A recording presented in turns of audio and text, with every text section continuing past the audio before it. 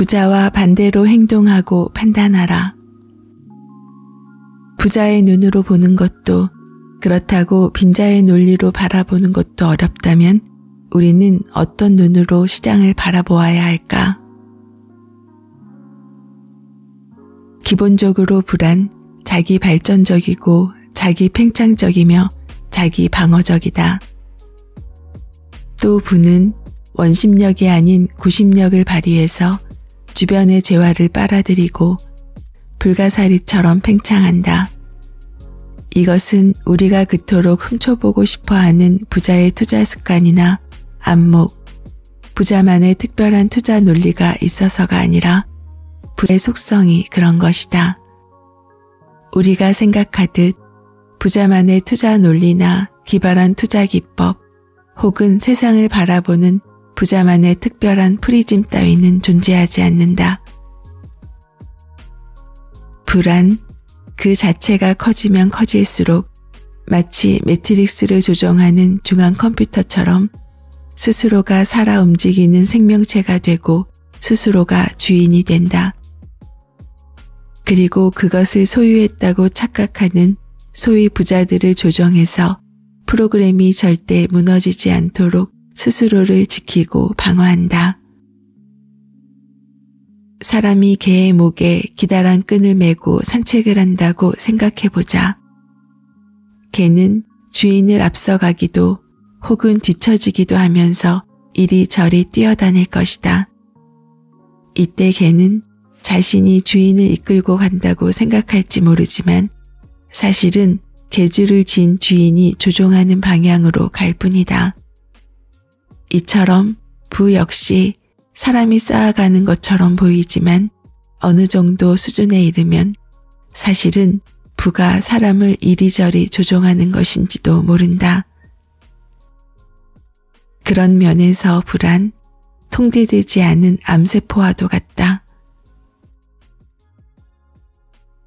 암세포 역시 주인인 인간의 몸에서 태어나서 자신이 떠리를 튼 몸의 영양을 훔쳐먹고 산다. 하지만 암세포는 마치 몸의 주인인 양 끊임없이 몸을 갉아먹기만 하다가 결국 숙주인 주인의 죽음과 함께 생명의 종언을 고하게 된다. 그렇지 않고서야 소유함으로써 더 불행해지는 수많은 사람들, 또 예전에는 멀쩡하던 사람들이 돈만 가지면 윤리와 도덕이 마비되고 협작과 착취에만 몰두하는 현상을 설명할 길이 없다. 어쨌든 앞서 말한 대로 부자가 관심을 기울이는 것은 이미 축적한 부를 지키기 위한 것이다. 이때 부자가 가장 민감할 수밖에 없는 것이 정부의 정책과 금리다. 부자는 정부의 정책으로 자신의 재산이 손해를 보거나 반대로 수혜를 입을 가능성을 지속적으로 타진하고 금리의 변동 혹은 인플레로 인해 자산 가치가 떨어지거나 혹은 증가할 가능성을 항상 가늠한다. 그래서 부자는 금리 변화에 따라 자산을 움직이기도 하고 정부의 정책에 따라 민감하게 움직이기도 한다. 다시 말하면 부자들은 최고의 수익률을 위해 공격적으로 투자하는 것이 아니라 적절한 이익만 보장된다면 최대한 방어적으로 움직인다. 하지만 반대로 부자가 되려는 이들은 금리 인하의 막바지 국면에는 채권으로, 금리 인상 국면에는 주식으로, 즉 상황이 악화되면 안전자산으로, 상황이 호전되면 위험자산으로 이동하면서 팽창적으로 움직인다.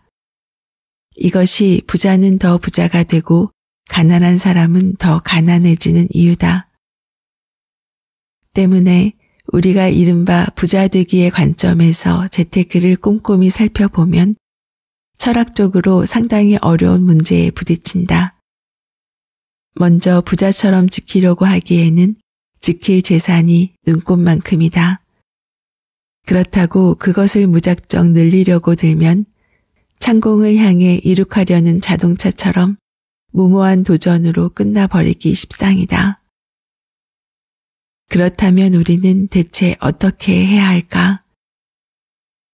부자의 눈으로 보는 것도 어렵고 그렇다고 빈자의 논리로 바라보는 것도 어렵다. 우리는 어떤 눈으로 시장을 바라보아야 할까? 그것은 바로 부자의 행동 양식을 이해하되 부자처럼 행동하지 않고 부자처럼 사고하되 부자와는 다른 판단을 내리는 것이다. 다만 대개의 경우 이런 주장에 동의한다 하더라도 이런 추상적이고 개념적인 말로만 끝난다면 실제로 아무런 이익이 없다. 부자의 눈으로 바라보는 실체적인 방법이란 과연 존재할까? 혹은 부자의 양식을 이해하고 인수분해 공식처럼 계량적으로 분석하는 방법론은 실제로 가능한 것일까? 부자들의 행동 양식. 부자와 부자가 아닌 사람의 차이는 한마디로 지키려는 자와 쌓으려는 자의 입장 차이다. 자신이 부자라는 데 동의하는 사람, 즉 부자에게 불한 세대를 이어 지켜가야 할 가문의 전통 또는 영광과 같은 것이며 자신들만의 제국으로 들어가는 황금 열쇠와 같은 것이다. 3대 부자는 없다는 옛말이 있다. 보통 이 말은 부자가 3대를 이어가는 동안 자손들이 나태해져서 자산을 잃어버리게 된다는 의미로 쓰이지만 나는 조금 다른 의미에서 이 말에 동의한다. 앞서 말한 대로 상속이 3대에 걸쳐 진행되다 보면 자산 규모가 줄어들어 결국 처음의 부를 유지할 수 없게 된다. 그래서 재벌가가 분화하면 그들은 각자 다시 필사적으로 사업을 일으키고 투자를 늘려 선대 규모와 부를 회복하기 위해 노력하는 것이다. 어떤 면에서는 이들은 바로 이 순간부터 부자의 행동 양식을 벗어났다고도 볼 수 있다.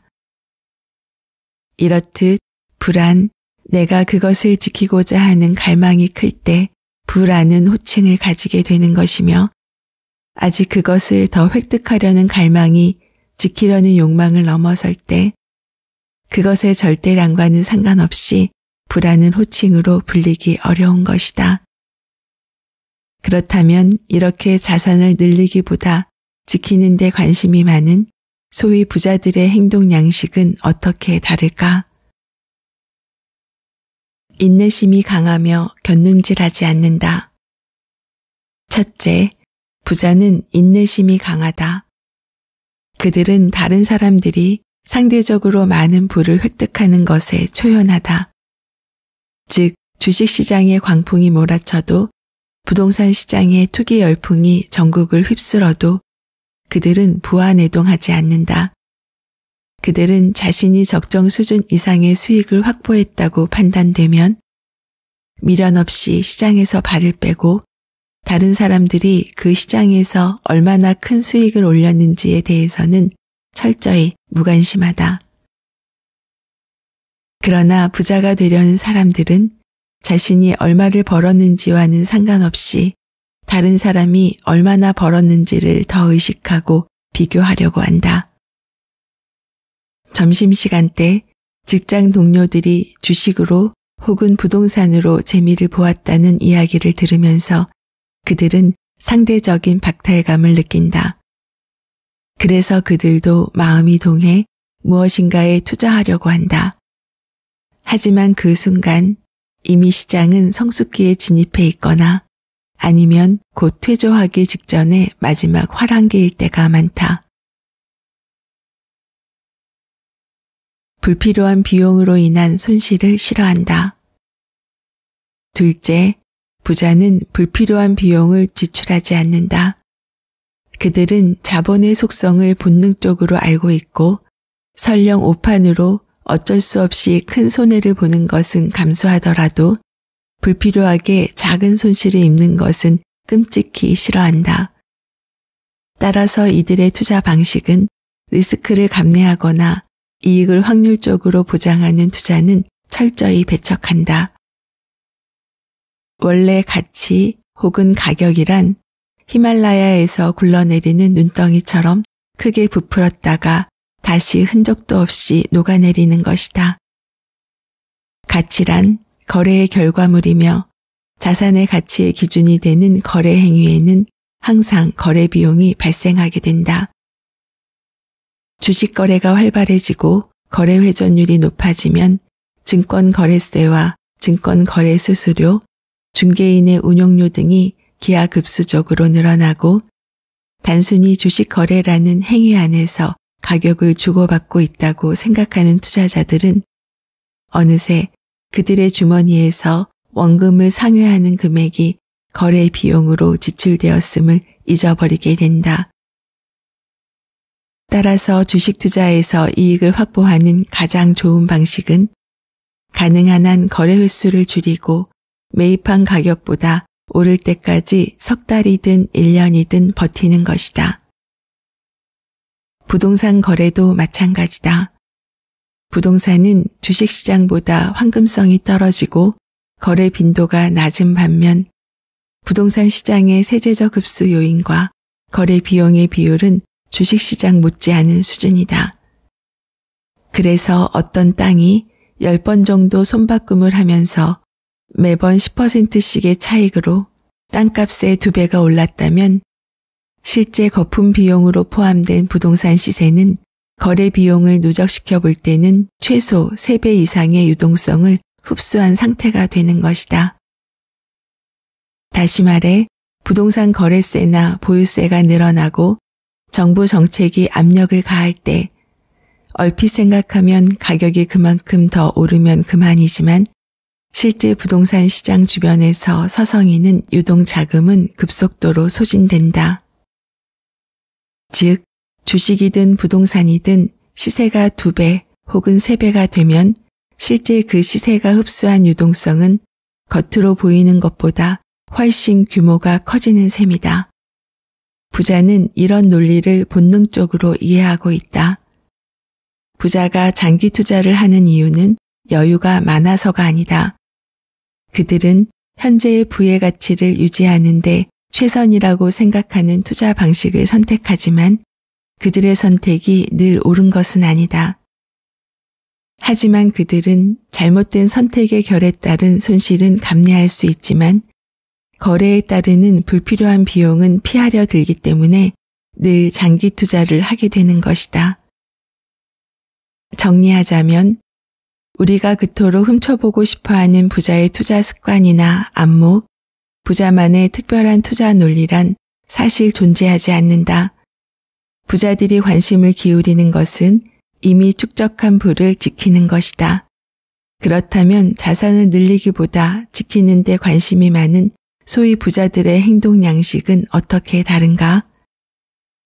첫째, 주식시장에 광풍이 불어도 부동산 시장의 투기 열풍이 전국을 휩쓸어도 부안해동하지 않는다. 둘째, 불필요한 비용을 지출하지 않는다. 따라서 리스크를 감내하거나 이익을 확률적으로 보장하는 투자는 철저히 배척한다. 부자가 되려면 먼저 부자의 이런 행동 양식을 이해해야 한다. 시골의사의 부자 경제학에서 부자들은 어떻게 투자하는가 내용을 소개해드렸습니다. 부자는 재산을 지키기 위해서 노력하는 반면 부를 쌓고 싶은 사람은 지킬 자산을 추가로 쌓아야 하니 투자 방법을 달리해야 한다고 소개합니다. 부자의 눈으로 보는 것도 어렵고 그렇다고 빈자의 논리로 바라보는 것은 더욱 피해야 하겠지요. 저자는 바로 부자의 행동 양식을 이해하되 부자처럼 행동하지 않고 부자처럼 사고하되 부자와는 다른 판단을 내리는 것이라고 하는데요. 결국 주식과 부동산 시장에서 투자를 할 때 남들이 투자한다고 무조건 따라하는 것이 아닌 자신만의 수익을 정하고 투자 여부는 그 시장을 분석한 후 리스크가 적다고 판단되고 수익이 보장되는 경우에만 투자를 결정하라는 뜻으로 받아들였습니다. 부자가 가장 민감할 수밖에 없는 것이 정부의 정책과 금리인데요. 그럼 시장을 판단하기 위해서는 정부 정책과 금리에 대한 공부가 선행되어야 한다는 말이겠지요. 이 책의 차례를 보면 1부 부자의 철학, 부자의 논리, 2부 부자 경제학의 기본 원리, 3부 투자를 위한 부자 경제학, 그리고 남은 이야기 투자와 인생으로 나뉘어 있는데요. 2006년도에 발행된 책임에도 지금 적용해도 무리가 없을 정도로 기본 원리를 알려줍니다. 오늘 기억하고 싶은 문장은 부자는 불필요한 비용을 지출하지 않는다. 부자가 장기 투자를 하는 이유는 여유가 많아서가 아니다. 거래에 따르는 불필요한 비용은 피하려 들기 때문에 늘 장기 투자를 하게 되는 것이다. 따라서 이들은 리스크를 감내하거나 이익을 확률적으로 보장하는 투자 방식은 철저히 배척한다. 작가와의 만남, 그리고 다양한 이야기를 전하는 미소영입니다. 오늘도 24시간 행복하세요.